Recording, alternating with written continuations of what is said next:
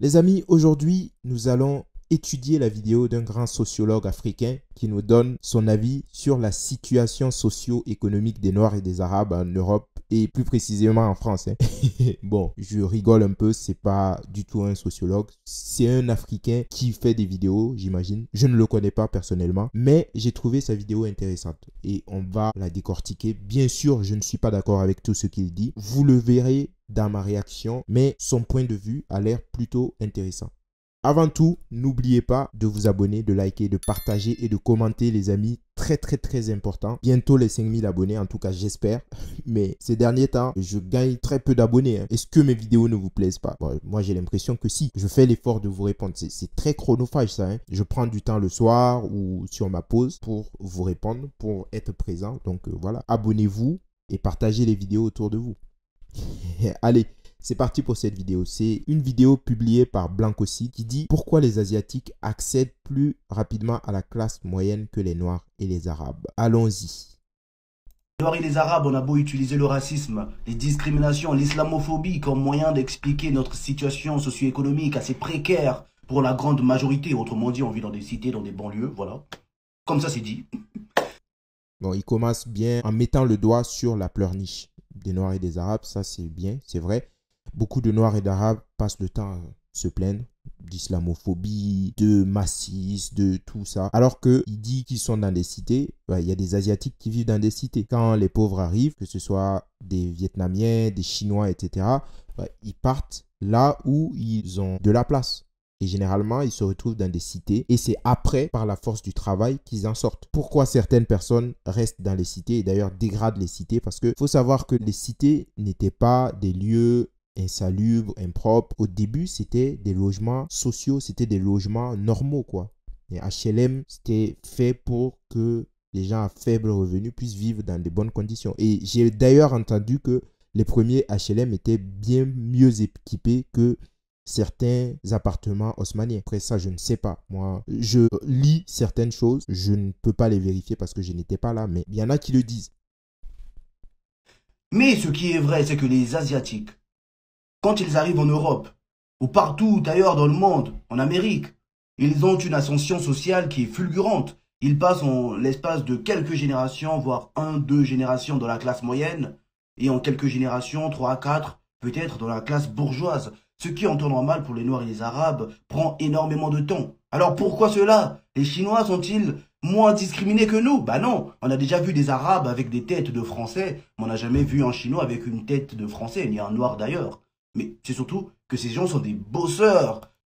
Ok, bon, là je suis d'accord avec lui parce que l'immigration asiatique, chinoise, japonaise, coréenne, dans une moindre mesure les Indiens aussi, parce qu'il y a de plus en plus d'Indiens dans de nombreux pays, aux États-Unis, en Angleterre. Et d'ailleurs, il y a une entreprise, la toute première entreprise dans laquelle j'ai travaillé à la fin de mes études, c'était une entreprise internationale et on travaillait avec beaucoup d'Indiens qui occupaient des hauts postes en informatique. Et ces gens, ça s'explique, ils ont pour la plupart immigré en Angleterre, aux États-Unis, et ils ont tout fait pour intégrer de très grandes écoles. Et aujourd'hui, régulièrement, même dans les boîtes dans lesquelles j'interviens, il y a toujours un Indien dans le comité directif. Un Indien ou un Chinois. Il y a toujours au moins ces deux catégories qui sont représentées. Ce qui, quand vous regardez pour le cas des Africains, par exemple, des Noirs, il y en a peu. Et c'est pas pour parler de racisme, mais il y en a très peu qui font les études nécessaires pour se retrouver à ces postes-là. Et il y en a très peu qui démontrent dans la durée parce qu'une chose est de faire des grandes études, de travailler en entreprise, mais une autre chose est de performer. Et généralement, le monde de l'entreprise, c'est un monde capitaliste. Et c'est un monde pragmatique. Vous faites gagner beaucoup d'argent à l'entreprise, vous pourrez occuper de hauts postes.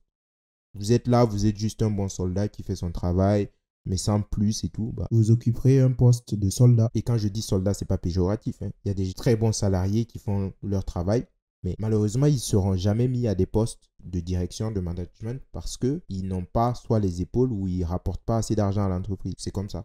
Enfin, en tout cas, c'est comme ça que moi je le vois. Et quand il parle de Noirs et d'Arabes, arrêtons avec la discrimination parce que c'est faux. Il y a beaucoup de Noirs et d'Arabes qui sont très bien en France. Et je le redis encore, si la France était un pays raciste, il n'y aurait pas tant de Noirs et d'Arabes. La chance ne serait pas donnée à tout le monde de faire des études supérieures. Si beaucoup de Noirs n'en font pas, c'est parce qu'ils ne le veulent pas. Mais aujourd'hui, quand tu as de la volonté, et que tu veux travailler, si tu travailles dur, tu peux intégrer n'importe quelle école. Bon, après, il y a des écoles, c'est vrai qu'elles sont chères, c'est plutôt élitiste, mais il y a des bourses d'excellence et il y a aussi un bon moyen qui est l'alternance. Et ça, c'est ouvert à tout le monde, hein, jusqu'à preuve du contraire. Beaucoup de gens vont vous dire encore, oui, quand on cherche de l'alternance, quand vous êtes noir, vous avez moins de chance. C'est faux. En tout cas, moi, je trouve que c'est faux. J'ai connu plein d'Africains qui ont fait de l'alternance et ça s'est très, très bien passé. À la fin, ils ont même obtenu un contrat d'embauche pour continuer dans la même entreprise. Donc, arrêtez. Arrêtez de faire les pleurnicheurs, arrêtez de chialer. Mettez-vous au travail et ça se passera bien. Ne t'inquiète pas, ça va bien se passer. Bien se passer, ne t'inquiète pas. Ce sont des gens qui se fondent dans la masse, tant bien que mal. Alors que nous, on est peut-être un peu trop français d'ailleurs, on fait que se plaindre, comme les Français d'ailleurs. Le problème chez les Arabes, c'est plutôt leur comportement et la façon dont ils veulent imposer leur identité. Par exemple, ils changent rarement de prénom ni de nom de famille, enfin, ils se francissent. Comment ça se dit ça? Francisé? Ils se francisent pas. Je sais pas si ça se dit, mais peu importe.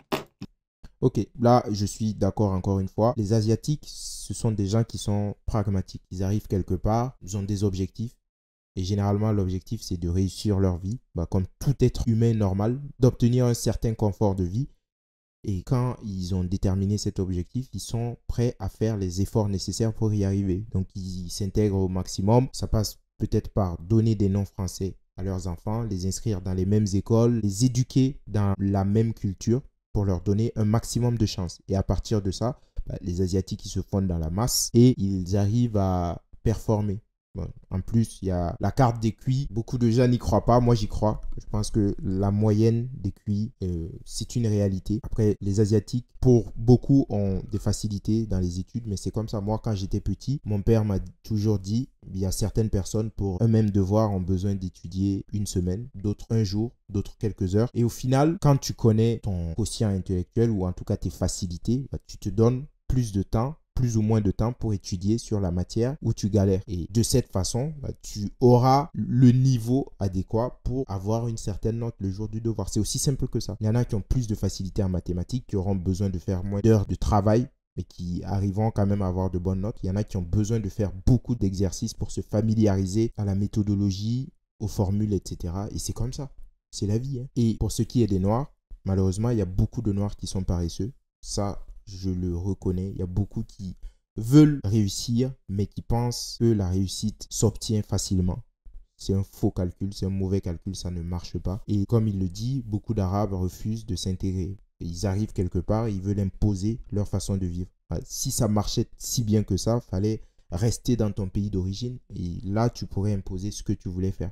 Mais quand tu viens dans un pays, tu fermes ta petite bouche. Tu t'imposes pas. Tu essayes de t'acclimater, de t'intégrer et de t'assimiler pour avoir le plus de chances de réussir. Et comme il le dit, moi je ne vais pas dire que des Arabes ont des têtes d'Européens, c'est pas vrai. Il y a des différences, mais il y a des gens, des Maghrébins, qui, quand ils adoptent la culture française, le style, etc., ils arrivent vraiment à s'intégrer et ça crée pas de problème. Oui, des fois il y a quelques blagues, ça arrive partout. Il y a des blagues sur, oui, un tel il est un peu plus mat, un tel il a les yeux bridés. Quand on est jeune, il y a des blagues partout, mais quand tu t'entends bien avec tes collègues, quoi de plus normal que de blaguer, quoi. Vous avez compris. Pourtant, les Arabes, ils ont tout pour réussir en France. Ils ressemblent plus ou moins aux Blancs, de souche. Ils peuvent se fondre dans la masse, mais bon, voilà. Alors les Noirs, je ne sais pas si c'est de la débilité ou peut-être un racisme qui est tellement exagéré que ça les empêche de se développer. Mais c'est un truc de fou. Il y a des Renois qui vont à Château Rouge, dans des boutiques pakistanais, pour acheter du manioc.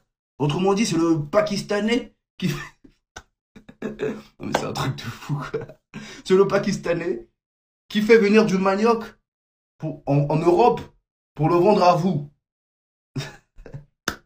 Non mais c'est... Bref, sans commentaire.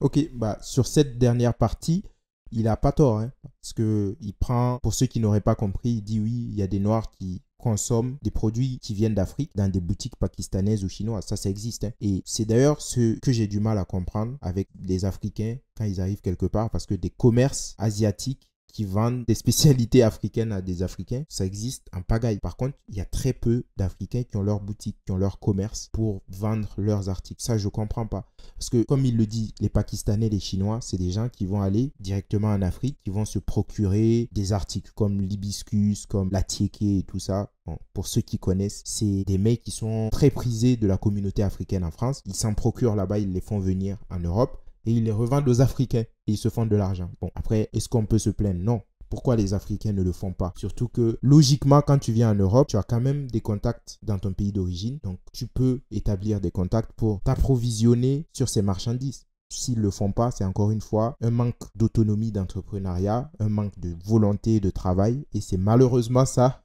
le vrai problème des Africains. Et ça s'explique partout. Même à l'école, vous verrez encore une fois, ceux qui travaillent le moins, ceux qui ont les moins bons résultats en général, ce sont des Africains. Je ne dis pas que tous les Africains ont de mauvais résultats. Ce n'est pas vrai. Il y en a qui ont un parcours scolaire exemplaire. Ça existe, mais il y en a très peu. Et même à partir du moment où vous atteignez la fac, vous en croisez de moins en moins, quoi. Beaucoup ne se donnent pas la peine d'aller loin, de faire de longues études. Et même quand ils se donnent la peine de faire des études, c'est généralement des études sur des sciences molles, enfin, des études littéraires, etc., qui ne débouchent pas sur des emplois intéressants, dont la rémunération est intéressante. Et c'est une boucle infinie. Voici mon analyse, les amis. Je trouve que ce jeune homme dit quelques vérités. Je ne suis pas d'accord avec tout, bien évidemment. Mais c'était intéressant d'en parler. Dites-moi ce que vous en pensez. N'oubliez pas de vous abonner, de liker, de partager, de commenter. Et à très bientôt pour une autre vidéo. Ciao!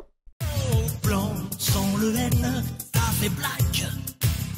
Comme quoi sans haine, on est tous les mêmes.